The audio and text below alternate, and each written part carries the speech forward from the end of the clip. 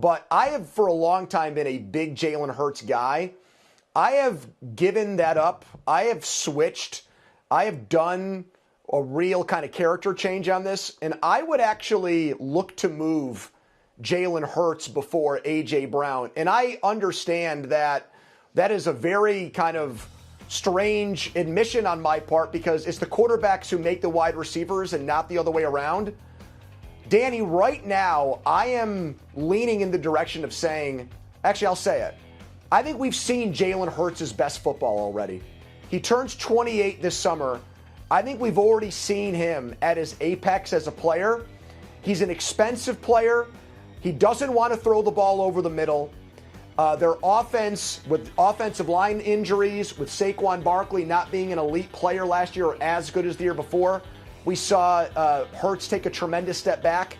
And I don't think it was only the offensive coordinator. So to me, I know you can't do these things quietly, but I would actually see what I could get for Jalen Hurts this offseason if I'm Howie Roseman. So listen, this is one of those things that sounds great on WIP and it sounds great during frenemies, but like in the real world, can you trade Jalen Hurts? Like trading a Super Bowl MVP who is 28 years old, who signs the largest contract in franchise history.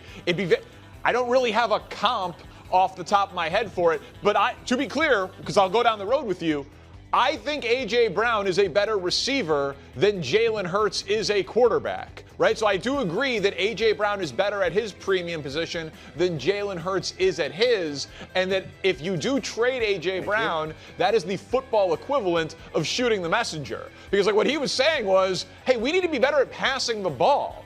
And like this is ultimately gonna stop us from winning if we cannot produce more on offense. So like I think A.J. Brown was a truth teller, even if over the last couple of years he has done it in ways that you would not love in terms of chemistry and generating good vibes for your football team. But is there any way, like in reality, that you could see Philly actually doing it? Because it seems too impractical to me. Well, I don't know about impractical.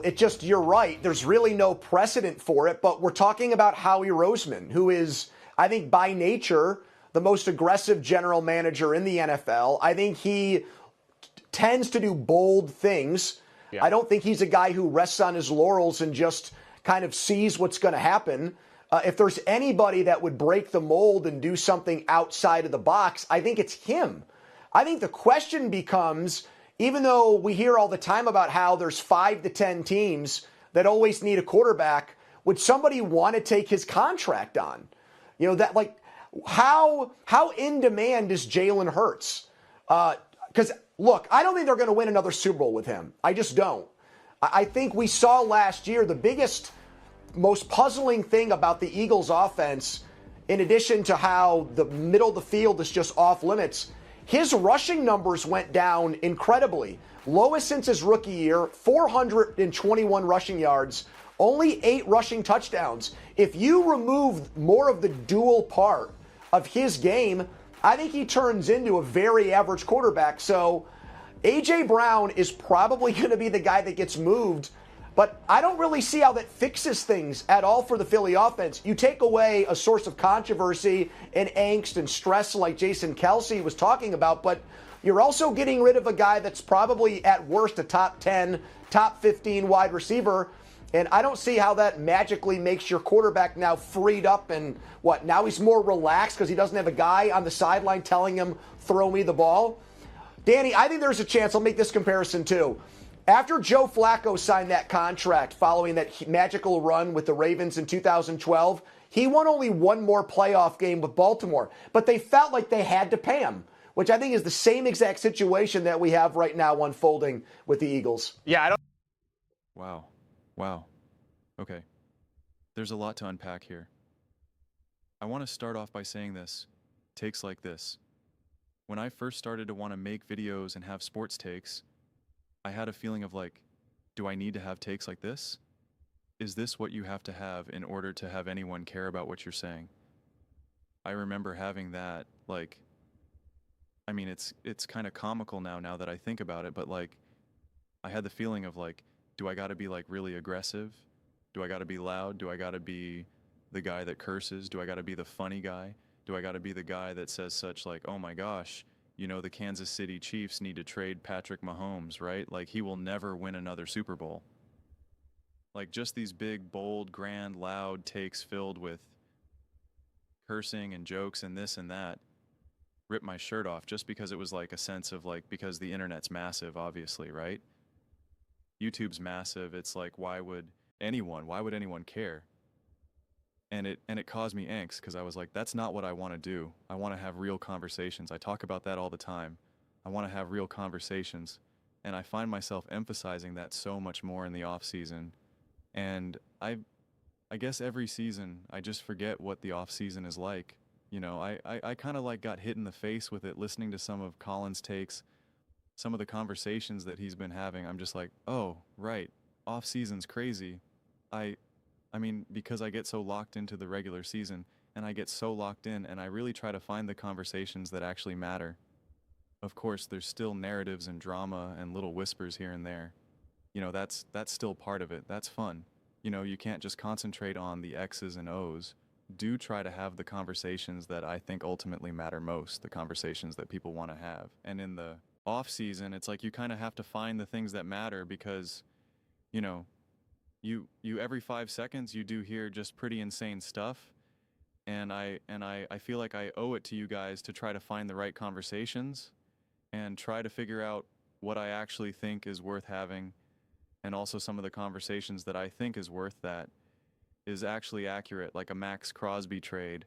You know, like I'm not going to chase every single trade whisper, but the fact that I think that's actually a possibility, well, I want to discuss it, right? I thought it was a legitimate chance that Aaron Rodgers went to Minnesota Vikings. A lot of people like, oh, this is just for clicks and views. And it's like, no, I think it's like a legitimate conversation to be had. And so I didn't see this video, but I saw the title where it says Eagles must trade Jalen Hurts first over A.J. Brown. And I'm just like, is this a clip that I even want to do? And the answer was yes. And it exceeded my expectations, that's for sure. But the answer is yes, because of the way these conversations unfold specifically around Jalen Hurts. And it's so insane. First off, this guy isn't even correct because he was talking about Joe Flacco, and after he won the Super Bowl and then you know, they gave him the contract. Do you have any idea what you're talking about? They got the contract after they went to the Super Bowl in 22 and had an insane Super Bowl and then got to another Super Bowl and won it and became the Super Bowl MVP. What are you talking about, Ren? That alone is fundamentally incorrect. Not to mention that Jalen Hurts took this big step back.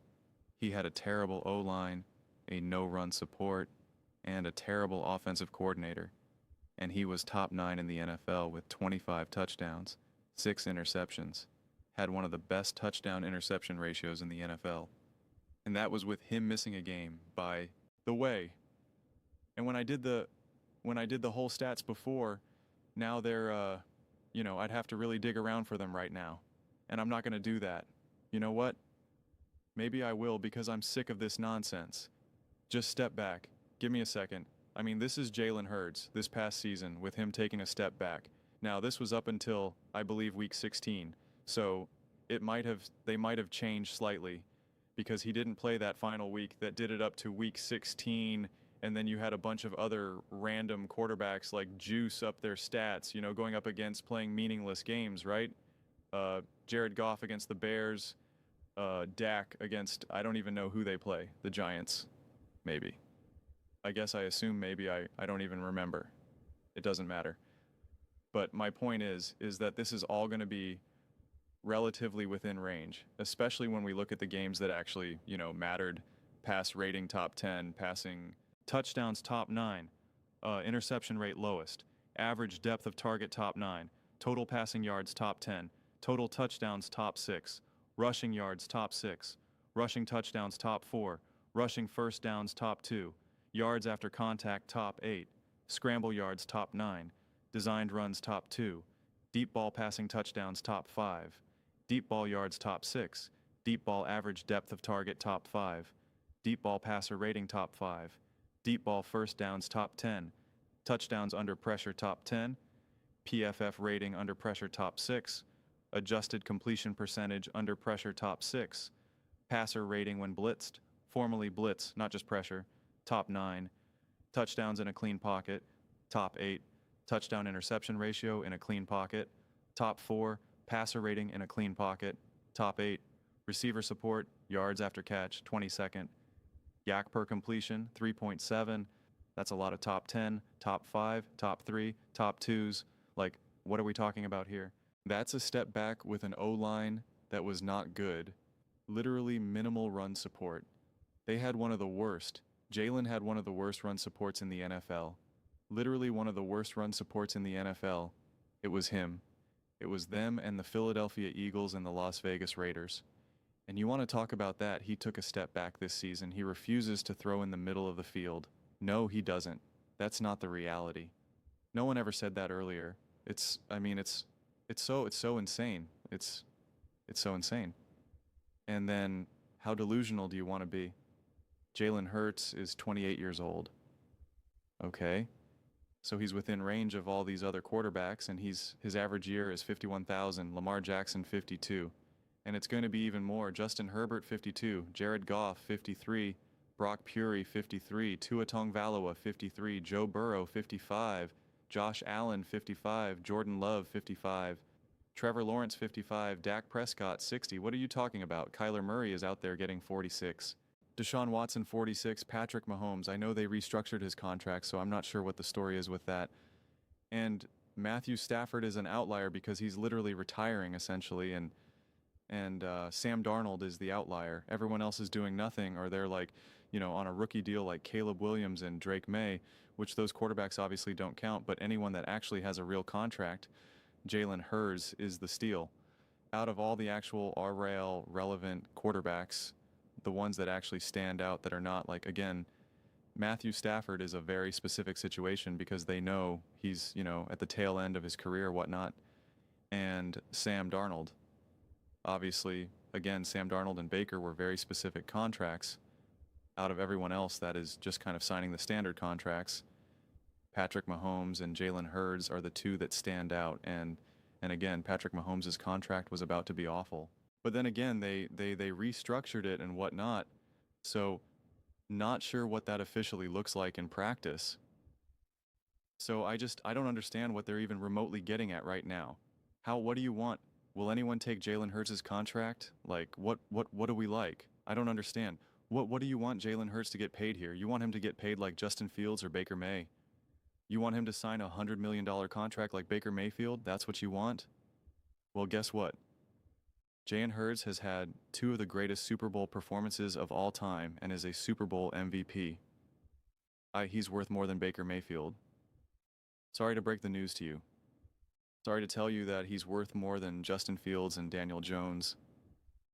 I know that breaks your little heart. I don't understand. Seriously, I mean, if we're, Geno Smith, you think he should get paid like Geno Smith? Because again, Matthew Stafford's an outlier, and so is, he's really the only truly relevant quarterback who has a great deal. And believe me, if Matthew Stafford was 28 years old, he's not signing an $80 million contract. Okay, we know that that's really the steal of the NFL. Not even like the Sam Darnold one. It's really the Matthew Stafford. But I don't know. I don't understand. You want him to get paid like he's on a rookie deal. You want him to get paid $9 million like Bryce Young, Jane Daniels. I mean, look at these quarterbacks when they're rookies and you're like a top 5 pick or whatever. You get paid, man. You get life-changing money right off the bat. $37 million, and it's like all guaranteed. Pretty legit. I mean, everyone's kind of like, oh, Anthony Richard, the Colts. It's like, bro still got $33 million. If he never plays in the NFL ever again, it's like made more money than me. That's for sure. But look, when you're not, it's like, it is interesting because Bo Nix is now down to 18. But even Sims out there getting paid $12 million. So I want to know, like, what are you expecting Jalen Hurts to get paid? I'd love to know. I'd love to know. And you're like, what team would want him? How about the Jets, the Colts, the Steelers? if Jalen Hurts was the quarterback for the Houston Texans, do you think there's a better chance that they actually beat the Patriots? Yeah, I think so. Yeah, I think so. What if Bo Nix couldn't play? Who would you rather have, Jared Stum or Jalen Hurts? Would the Raiders last year rather have Geno Smith or Jalen Hurts? I just want Shatter Sanders or Jalen Hurts. I can't get over it, man. Pretty insane, honestly. It really, I just don't know, man. I mean, Dak Prescott in 2026, $74 million per cap number. 2027, $68 million. 2028, $78 million. Jalen Hurts in 2026 is $31 million. 2027, $42 million. 2028, $47 million again. So in 2026, he's 10.1% of the cap. 2027, 12.9% of the cap. 2028, 13.5% of the cap. That's amazing. That's literally what you're hoping to achieve. That's the goal. Dak is 22.5%, 20%, 20.9%, and 22.3%. Brock Purdy is a steal in 26 at 24 million, and 27, 30 million, and then in 2028, 57 million, 2029, 72.5 million, and 2030, 64.5 million. So him getting paid 31 to 47 million in that range is somehow bad. I mean, I just don't even understand. I mean, you realize this is the genius of the Philadelphia Eagles. The cap number 2.6, 5.2, 7.5, 10.1, 12.9, 13.5. What are you going to do, right? What are you going to do? Those are just my thoughts. I'd absolutely love to hear yours. What do you guys all think about the idea of trading Jalen Hurts? And then, I don't know what you do. I guess doesn't matter. According to Andrew Filipponi doesn't matter. Let me know your thoughts. I read every single comment, so whether you agree with me or disagree with me, either way, let's get to some discussions. Let's get to some fights. But ultimately, let's just have some fun. And please do consider subscribing. We're building an amazing community here and absolutely love to see you part of it. I want to build something that we all generally feel connected to, something that we're really excited to be a part of. I think we're well on our way to doing it. Please don't forget to give this video a thumbs up. It really does help the visibility and the algorithm. Thank you so much. See you next time.